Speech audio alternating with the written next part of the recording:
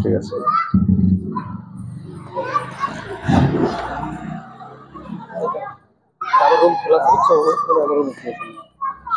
আলহামদুলিল্লাহ আলহামদুলিল্লাহ নাহমাদুহু ওয়া নাস্তাঈনুহু ওয়া নাস্তাগফিরুহু ওয়া নাউযু বিল্লাহি মিন শুরুরি আনফুসিনা ওয়া মিন সাইয়্যাতি আ'মালিনা من يهده الله فلا مضل له ومن يضلله فلا هادي له ونشهد أن لا إله إلا الله وحده لا شريك له وأشهد أن سيدنا وسندنا وحبيبنا وطبيبنا وطبيب قلوبنا ومولانا محمدا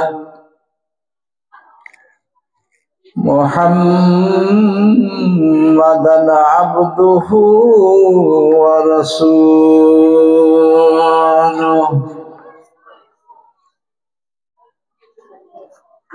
الذي أرسله إلى العالمين كافة للناس بشيرا ونذيرا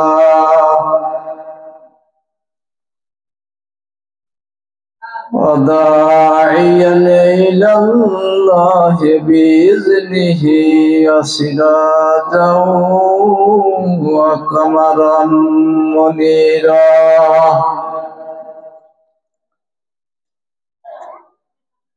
فقد قال الله تعالى في كلامه المجيد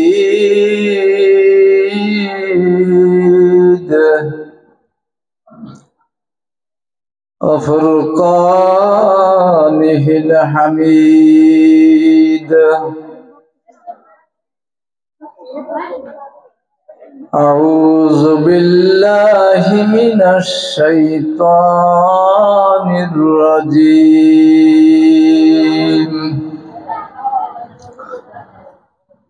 بسم الله الرحمن الرحيم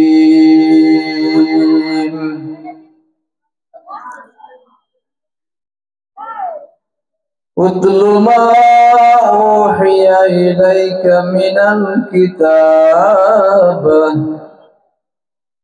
وأقم الصلاة إن الصلاة تنهى عن الفحشاء والمنكر ولذكر الله أكبر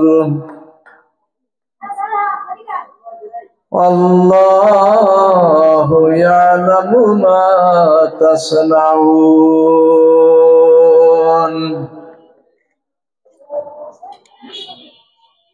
وقال رسول الله صلى الله عليه وسلم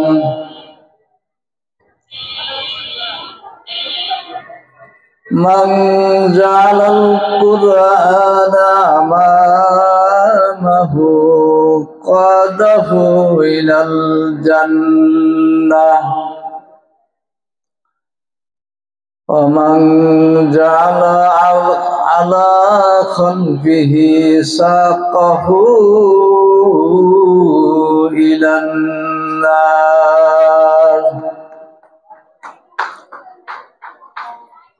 وقال رسول الله صلى الله عليه وسلم يا معشر النساء تصدقن وأكثرن الاستغفار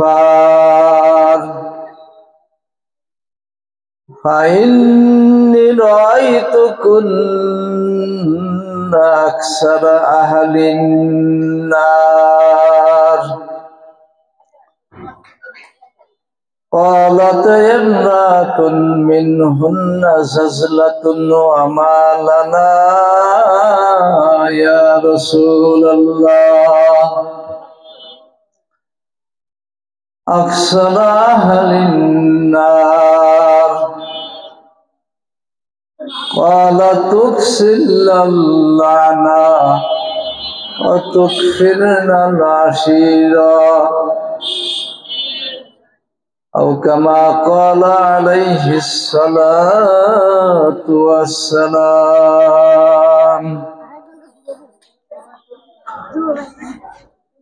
قال الله تعالى في شان حبيبه تعظيما وتكريما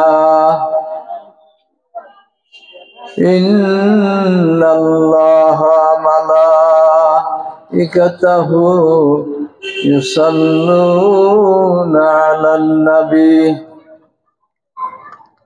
يا أيها الذين آمنوا صلوا عليه وسلموا تسليما. اللهم صل على محمد وعلى آل محمد كما صليت على إبراهيم وعلى آل إبراهيم إنك حميد مجيد. اللهم بارك على محمد وعلى آل محمد كما باركت على إبراهيم وعلى آل إبراهيم إنك حميد مجيد. একটু জিকির করি লা ইলাহা ইল্লাল্লাহ লা ইলাহা ইল্লাল্লাহ লা ইলাহা ইল্লাল্লাহ লা ইলাহা ইল্লাল্লাহ লা ইলাহা ইল্লাল্লাহ মুহাম্মাদুর রাসূলুল্লাহ সাল্লাল্লাহু আলাইহি ওয়াসাল্লাম। ঐতিহ্যবাহী কমলেশ্বরদী কামরুল উলুম ইসলামিয়া মাদ্রাসার ৫৩তম বার্ষিক মাহফিলের শ্রদ্ধেয় সভাপতি সম্মানিত ওয়াইজে কেরাম মুআজ্জাজ উলামায়ে কেরাম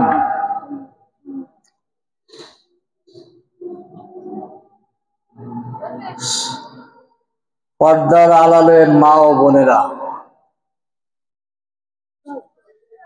আল্লাহ তাআলা আমাদের দুনিয়ায় কিছু সময় থাকার তৌফিক দিয়েছেন, সুযোগ দিয়েছেন। এই জন্য আল্লাহর শুকরিয়া আদায় করি, সকলেই বলি আলহামদুলিল্লাহ।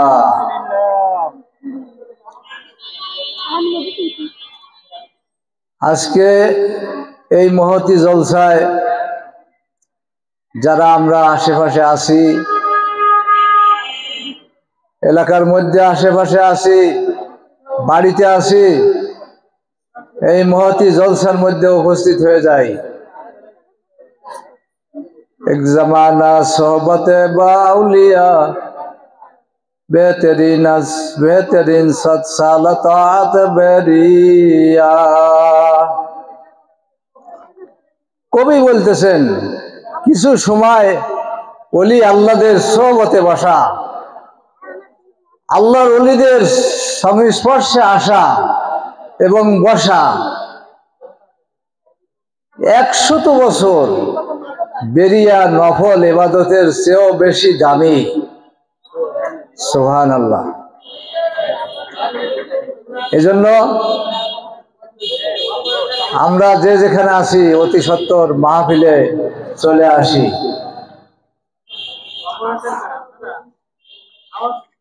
রাসূল সাল্লাল্লাহু আলাইহি ওয়াসাল্লাম বলেন, ইজা মারাতুম বিরিয়াজিল জান্নাহ ফারতাউ।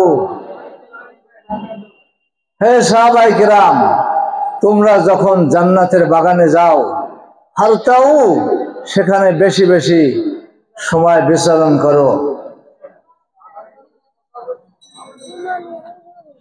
ক্বালু আমা রিয়াজুল জান্নাহ ইয়া রাসূলুল্লাহ। সাহাবায়ে কিরাম বললেন, হে আল্লাহর রাসূল সাল্লাল্লাহু আলাইহি ওয়াসাল্লাম, দুনিয়ার মধ্যে জান্নাতের বাগান কোনটি? তো রাসূল সাল্লাল্লাহু আলাইহি ওয়াসাল্লাম বলেন, হেলাকুজ জিকির, যেই মজলিসে দিনের আলোচনা করা হয় ওটা জান্নাতের বাগান হয়ে যায়। এজন্য সকলের ভাগ্যে জান্নাতের বাগানে আসার সুযোগ হয় না, জান্নাতের বাগানে বসার তৌফিক হয় না। আজকে এই সুবর্ণ সুযোগ আমরা হেলায় ধুলায় নষ্ট না করি, আমরা অতি সত্বর যত তাড়াতাড়ি পারি এই মসজিদে চলে আসি। আমি সংক্ষিপ্ত আয়াত তেলাওয়াত করেছি এবং সংক্ষিপ্ত 2টা হাদিস তেলাওয়াত করেছি।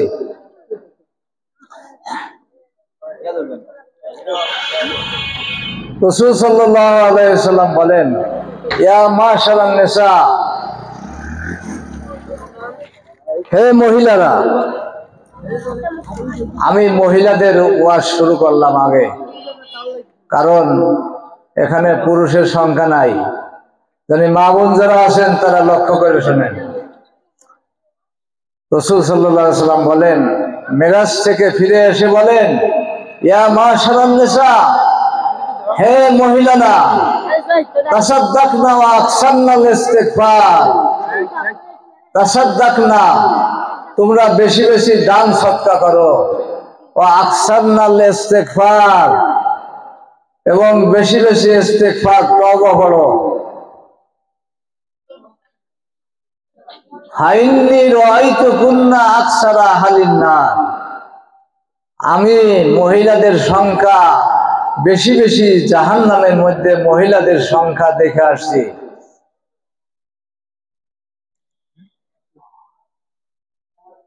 ক্বালাত ইমরাতুন মিনহুন্না জাজলাতুন, একজন চালাক মহিলা রাসূল সাল্লাল্লাহু আলাইহি ওয়াসাল্লামকে জিজ্ঞাসা করিলেন, ওমা লানা ফিহা ইয়া রাসূলুল্লাহ, হে আল্লাহর রাসূল, মহিলাদের সংখ্যা জান্নাতের মধ্যে বেশি দেখলেন, এটার কারণ কি? এটার কারণ কি? মহিলাদের সংখ্যা জাহান্নামের মধ্যে বেশি দেখলেন, এটার কারণ কি? রাসূল সাল্লাল্লাহু আলাইহি ওয়াসাল্লাম উত্তরে বললেন, তুকসিল্লাল লানা ওয়া তুকফিন্নাল আশিরা, তোমরা 2টা গুনাহের কাজ বেশি বেশি করো, যার কারণে আল্লাহ তাআলা তোমাদেরকে জাহান্নামের মধ্যে তোমরা বেশি জাহান্নামী হয়ে যাবা 2টা গুনাহের কাজ করার কারণে। 1 নম্বর গুনাহের কাজ হলো তুকসিল্লাল লানা, লানতের কাজ করা, লানতের কাজ হলো, সবচেয়ে বড় লানতের কাজ হলো মহিলাদের জন্য বেপর্দায় চলা।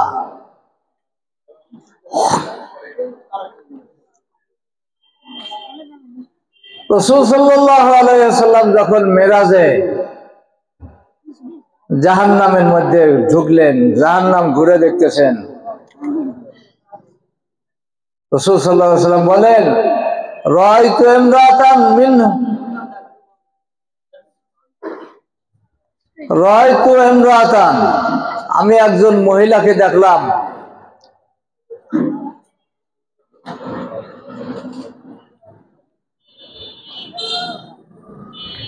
একজন মহিলাকে দেখলাম আমি, রাআইতু ইমরাতান,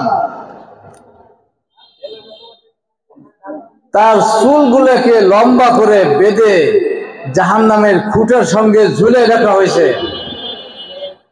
মুআল্লাকাতান বিশারিহা, তার চুলগুলোকে বেঁধে লম্বা করে জাহান্নামের খুঁটির সঙ্গে ঝুলে রাখা হয়েছে। রাসূল জিবরাইল আমিনকে বললেন, হে জিবরাইল আমিন, এই মহিলা দুনিয়ার মধ্যে কি গুনার কাজ করেছে যার কারণে তার চুলগুলোকে লম্বা করে জাহান্নামের খুঁটির সঙ্গে বেঁধে রাখা হয়েছে?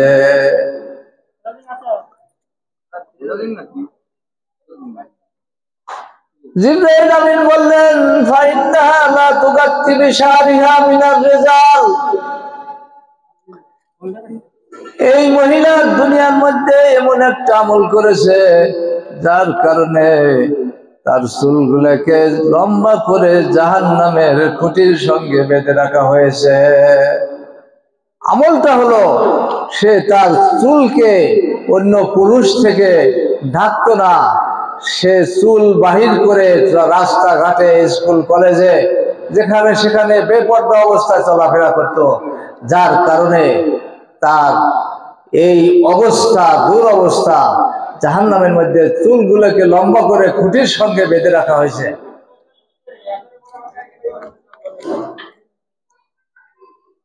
আজ তো আমাদের দেশে বেপর্দার কোনো বালাই নাই।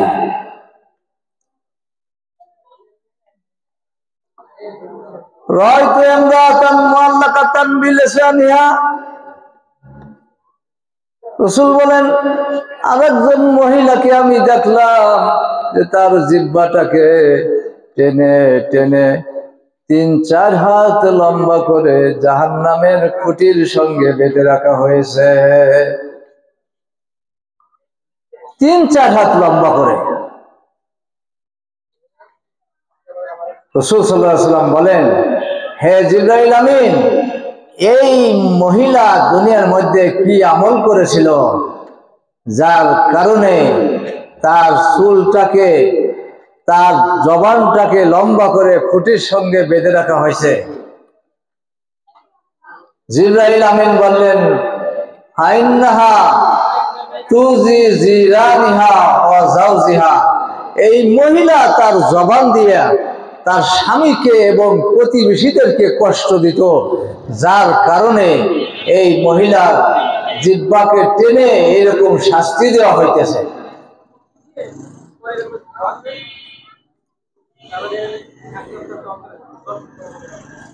এরকম শাস্তি জাহান্নামের মধ্যে বিভিন্ন জায়গায় রাসূল দেখলেন। এক জায়গাতে দেখলেন কিছু সংখ্যক পুরুষ তাদের হাতের চাড়িগুলা, নখগুলা নাঙ্গলের খিলের মতো লম্বা, বড় বড় চাড়ি, এই চালা দিয়া, নখ দিয়া সে নিজের শরীরকে ফেলে চুরমার করে দিতেছে। রাসূল জিবরাইল আমিনকে জিজ্ঞেস করলেন, হে জিবরাইল আমিন, এই মহিলা দুনিয়ার মধ্যে কি আমল করেছিল, এই পুরুষগুলা কি আমল করেছিল, মহিলা পুরুষগুলা কি আমল করেছিল যার কারণে তাদের নখ দিয়া, চাড়া দিয়া এরকম নিজের শরীরকে ফেড়ে চুরমার করতেছে? কি আমল করেছিল তারা?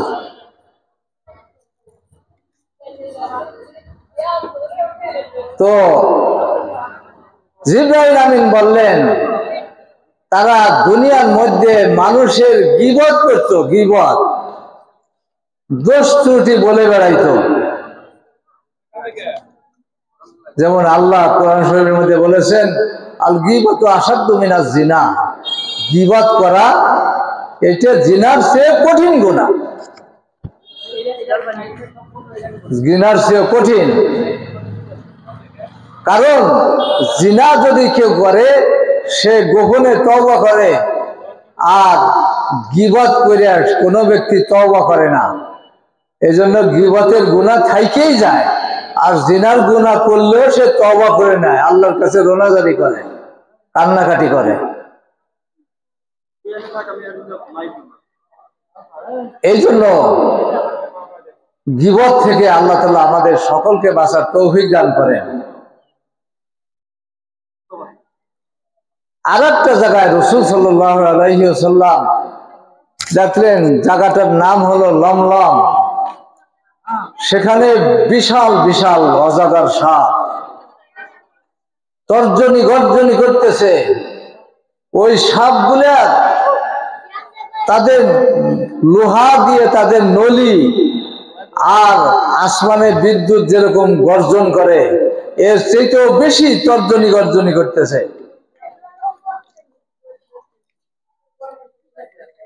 রাসূল সাল্লাল্লাহু আলাইহি ওয়াসাল্লাম বললেন যে আল্লাহ তাআলা এই জায়গাটা, লমলম জায়গাটা, হে জিবরাইল আমিন, কাদের জন্য এই জায়গাটা আল্লাহ তাআলা বানাইছেন? জিবরাইল আমিন বললেন, ইয়া রাসূলুল্লাহ, হে আপনার উম্মতের মধ্যে যারা বেনামাজি হবে, নামাজ পড়বে না, তাদের জন্য আল্লাহ তাআলা এই জায়গাটা বানাইছেন, লমলম জায়গাটা বানাইছেন। এরকম বিভিন্ন আযাবের মধ্যে আযাব রাসূল পাক সাল্লাল্লাহু আলাইহি ওয়াসাল্লাম জাহান্নামের মধ্যে বিভিন্ন ধরনের আযাব দেখতেছিলেন।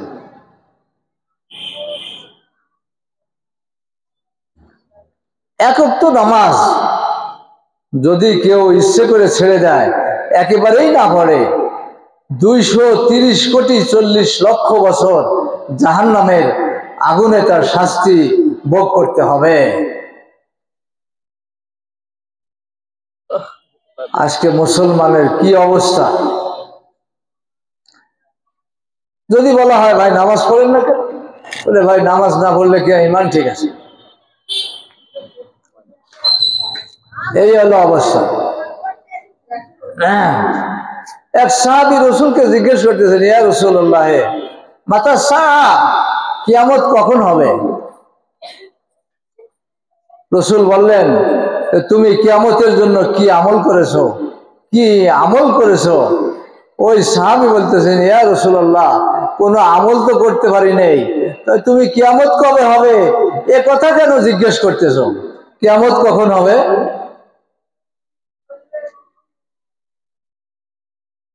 ওই সাহাবী বললেন, ইন্নী উহিব্বুহা, ইন্নী উহিব্বুল্লাহ ওয়া রাসূলাহু, আমি আল্লাহ এবং রাসূলকে ভালোবাসি। রাসূলের সাহাবীর কথা শুনে আল্লাহ রাসূল বললেন, ওয়াহুব্বুকা ইয়াদখুলাকাল জান্নাহ, তোমার এই ভালোবাসাটাকে, তুমি যে আল্লাহ এবং রাসূলকে ভালোবাসো, এই ভালোবাসাই আল্লাহ তোমাকে আখিরাতের মধ্যে আল্লাহ তোমাকে জান্নাত দান করবেন। এই ভালোবাসাই তোমাকে আল্লাহ জান্নাত দিয়ে দিবেন। এরপরে রাসূল বললেন, আল মারউ মা মান আহাব্বা ইলাইহি, যে যাকে মহব্বত করবে তার সাথে তার কিয়ামত হবে। এই জন্য আজকে যদি আমরা দুনিয়ার মধ্যে আলেমদের সঙ্গে মহব্বত রাখি, ভালোবাসা রাখি, আজকে হক্কানি পীর মাশায়েখদের সাথে ভালোবাসা রাখি, আলেমদের সাথে ভালোবাসা রাখি, কাল কিয়ামতের ময়দানে এই সমস্ত নায়েবে রাসূল এদের সঙ্গে আমাদের হাসর নাসর হবে। কথা বলছেন? এক সাহাবী আরেক সাহাবী জিজ্ঞেস করতেছেন, আইয়ুন নাসে খায়রুন, হে আল্লাহ রাসূল, দুনিয়ার মধ্যে ভালো মানুষকে, মানুষ তো 800 কোটি 850 কোটি 900 কোটি মানুষ আছে দুনিয়ার মধ্যে।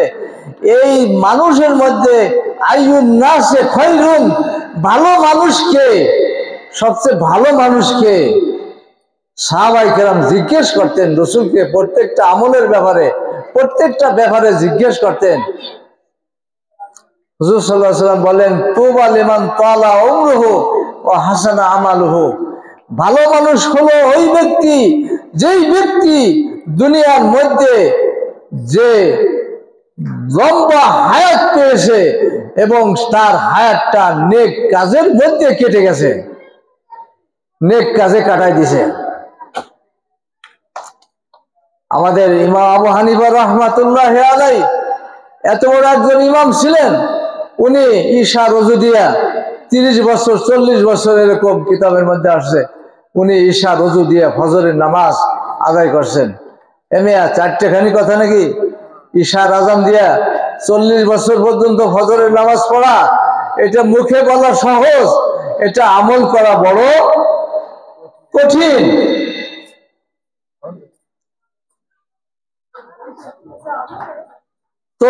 তফসিরে মজমুল কোরআনের তফসির যিনি লেখছেন, উনি মসজিদের কোনায় বসে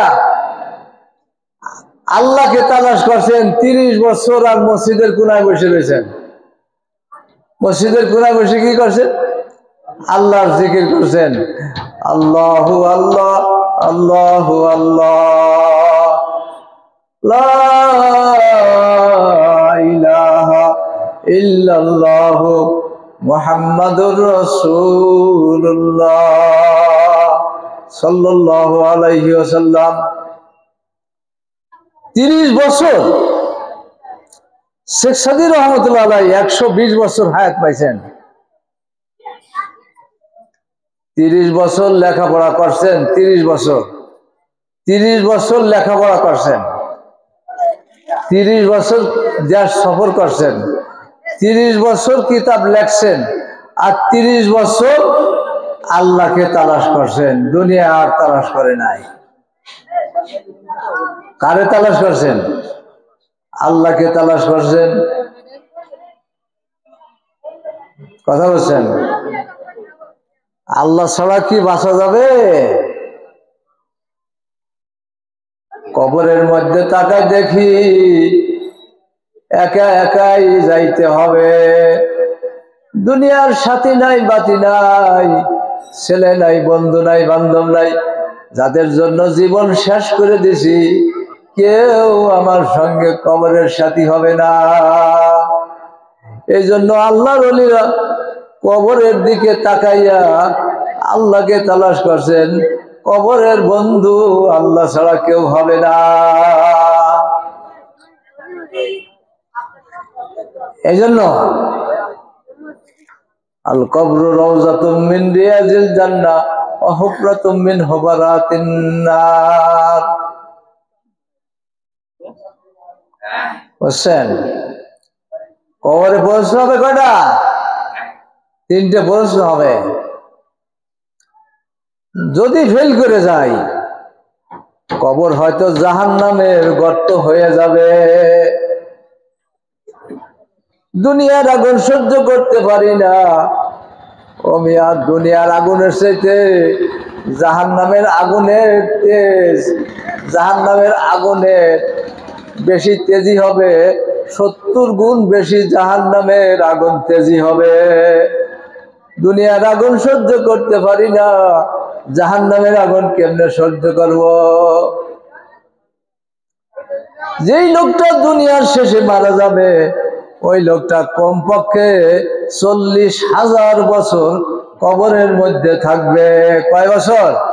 40,000 বছর কবরের মধ্যে সে থাকতে হবে তার। দুনিয়ার হায়াত কতটুক? এজন্য তওবা লিমান তালা উমরুহু, যে নেক হায়াত পাইল এবং নেক হায়াত দিয়া সে নেক আমলের মধ্যে কাটাইয়া দিল, ভালো আমল করলো। কথা বলছেন? ইব্রাহিম কেরমান রহমাতুল্লাহ আলাইহি একজন অন্ধ হলো, 30 বছর পর্যন্ত আফ্রিকার জঙ্গলের মধ্যে বসে কোরআন শরীফ তেলাওয়াত করেছেন। কত বছর? 30 বছর পর্যন্ত অন্ধ লোক আফ্রিকার জঙ্গলের মধ্যে বৈশা 30 বছর পর্যন্ত আল্লাহর সঙ্গে কথা কইছেন, আল্লাহকে তালাশ করছেন। একটা পাখি তাকে প্রতিদিন 2টা ফল দিয়ে গেছে, জান্নাতি ফল খাইতে দিয়ে গেছে। সুবহানাল্লাহ।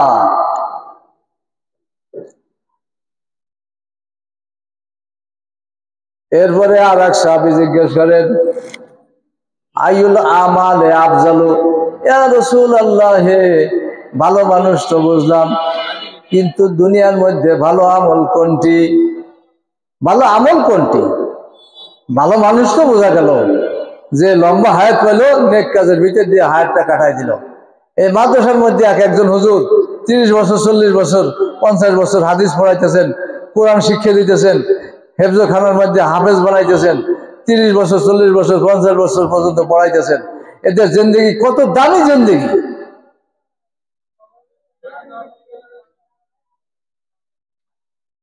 কথা বলছেন।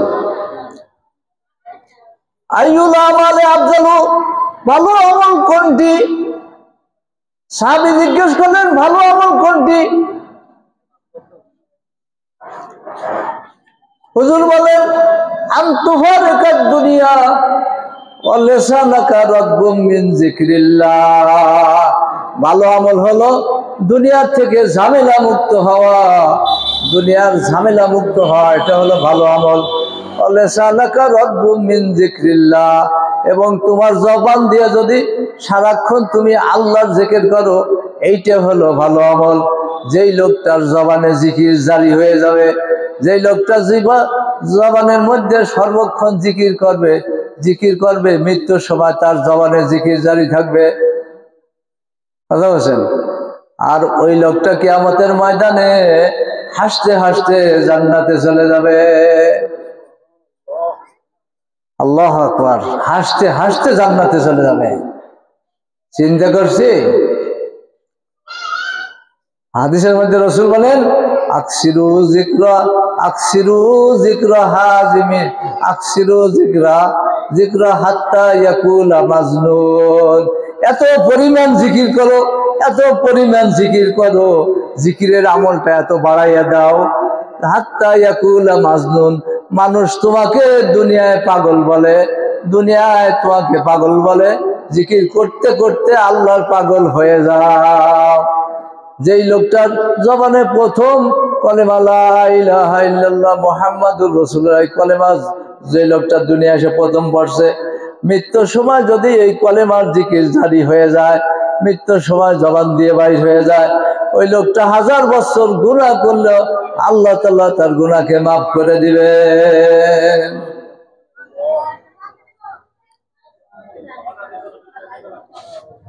আমাদের তো আজকে জিকির নাই, দুনিয়ার জিকির আছে। চার দোকানে বসে দুনিয়ার জিকির, মাঠে গেলে দুনিয়ার জিকির, হাট বাজারের দুনিয়ার জিকির, অফিস আদালতের দুনিয়ার জিকির, 24 ঘন্টার দুনিয়ার জিকির চলে। আল্লাহ রাসূল বলেন, আনতুফারিকাদ দুনিয়া, তুমি দুনিয়ার থেকে ঝামেলা মুক্ত হও, দুনিয়ার থেকে আলাদা হও।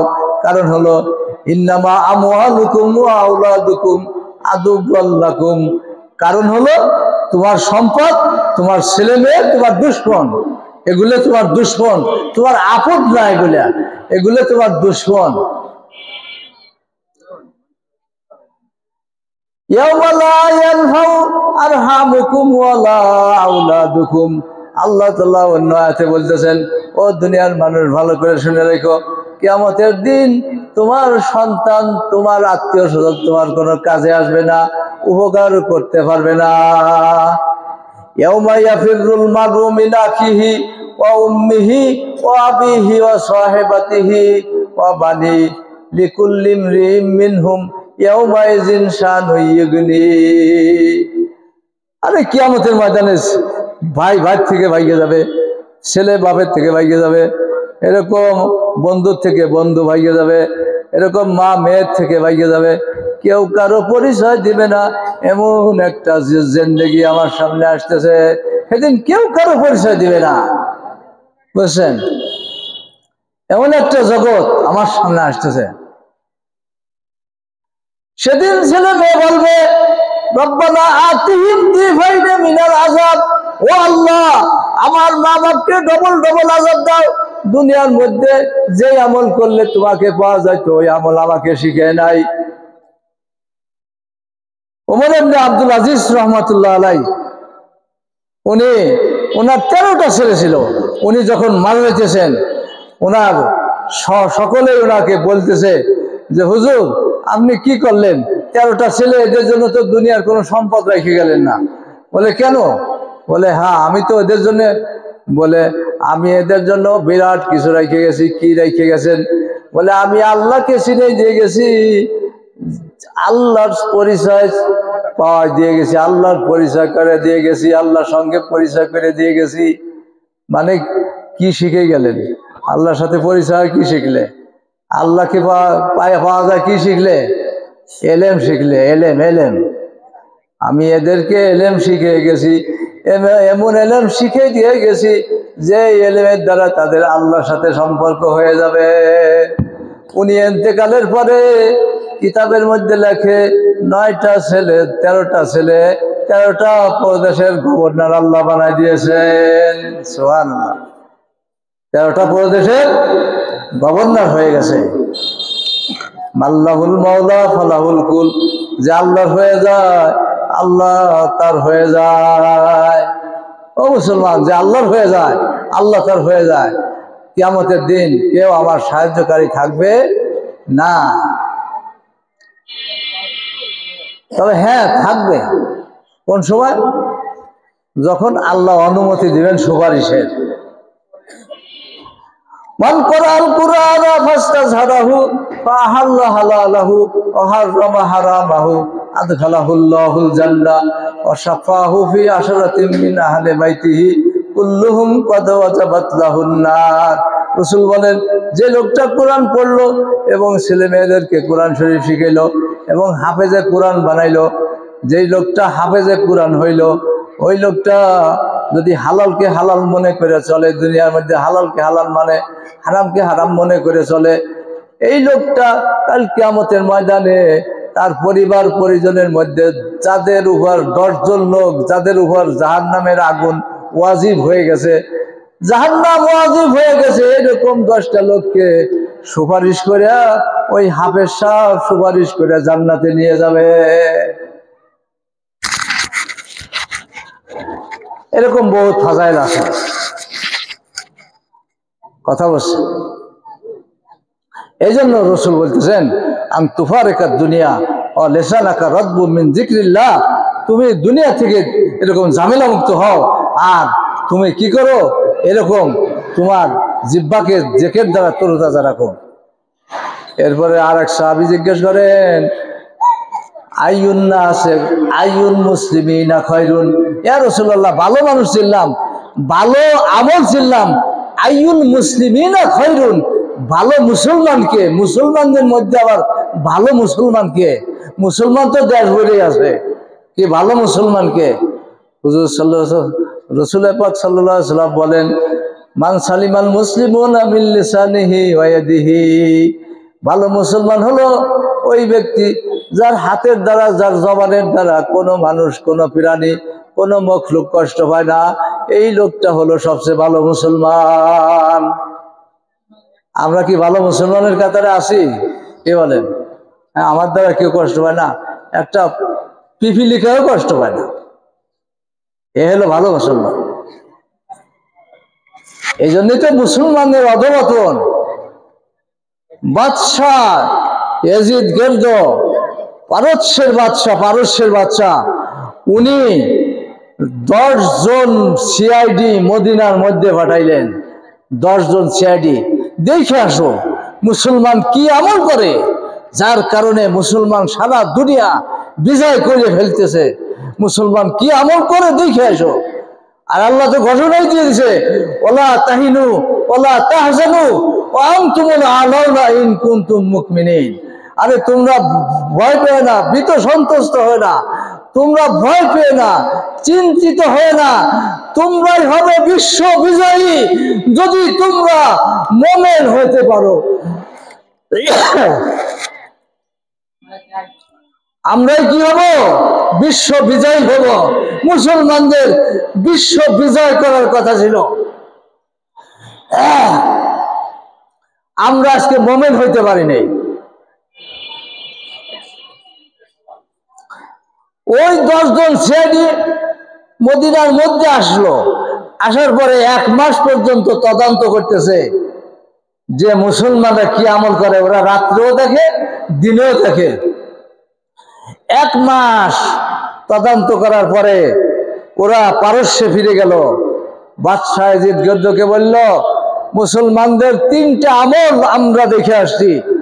মুসলমানের এই 3টা আমলের কারণে মুসলমান সারা পৃথিবী বিজয় করবে। মুসলমানদের বিজয় হবে, সারা পৃথিবী বিজয় করবে, কেউ তাদেরকে রুখতে পারবে না। কি আমল দেখলা? বাদশাহ বলতেছে, ওরা বলতেছে ফরসানুন ফিন নাহার, দিনে অশ্বরোহী, রুহবানুন ফিল লাইল, রাত্রে সন্ন্যাসী। তারা রাত্রে জাগে, তারা রাত্রে ঘুমায় না, এবং দিনে তারা ঘোড়ার পিঠে চড়ে যোদ্ধা। দিনে হলো অশ্বরোহী মানে যোদ্ধা, দিনে যুদ্ধ করে, রাত্রে ঘুমায় না। মুস্তাগফিরিনা বিল আসার, এবং শেষ রাত্রে উঠে আসমানের দিকে তাকাইয়া গুনগুন করে কান্দে, চোখের পানি ফেলে, আর আসমানের মালিককে যেন কি বলে। ওরা শেষ রাত্রে উঠে কান্নাকাটি করে। এই 3টা আমল দেখে আসছি। বাদশা কি বলল? যে এই 3টা আমলের কারণে ওরা সারা বিশ্ব জয় করে ফেলবে, আমার রাষ্ট্র ওরা দখল করে ফেলবে। শেষ হয়ে গেছে কথা। আর একটু এরপরে ওই সময় প্রেসিডেন্ট ওমরের একটা জামাত মিশরের মধ্যে চলতেছিল। 1 মাস পর্যন্ত মুসলমান মসজিদের মধ্যে। ওই মিশরের বাদশা বলল, জালেম বাদশা বলল যে মুসলমানরা আমার দেশ দখল করবে, মিশর দখল করবে।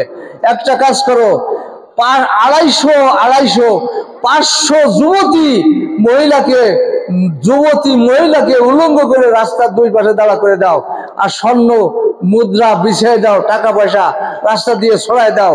মুসলমান যদি একটা নারীর উপর আসক্ত হয়ে যায় আর একটা স্বর্ণ মুদ্রার উপর আসক্ত হয়ে যায়, তাহলে এই মুসলমান একদিন পরাজয় হয়ে যাবে। তাই করলো। ওমর রাদিয়াল্লাহু তাআলা আনহু শুধু বললেন, হে জামাতের লোক, হে মুসলমানদের জামাত, অগুদ্দু আবসারকুম, তোমরা তোমাদের চোখের হিফাজত করবা। শুধু একটা কথা বলে দিলেন, চোখের হিফাজত করবা। চোখের হিফাজত করছে, একটা মহিলার দিক তাকা নাই, একটা স্বর্ণ মুদ্রা ওরা হাত দিয়ে ধরে নাই, যার কারণে মুসলমান বিশ্ব বিজয়ী হয়ে গেছে। আর আজকে মুসলমানরা টাকা দেখলে মুসলমানদের উঠতায় না। এই তো মুসলমান আমরা।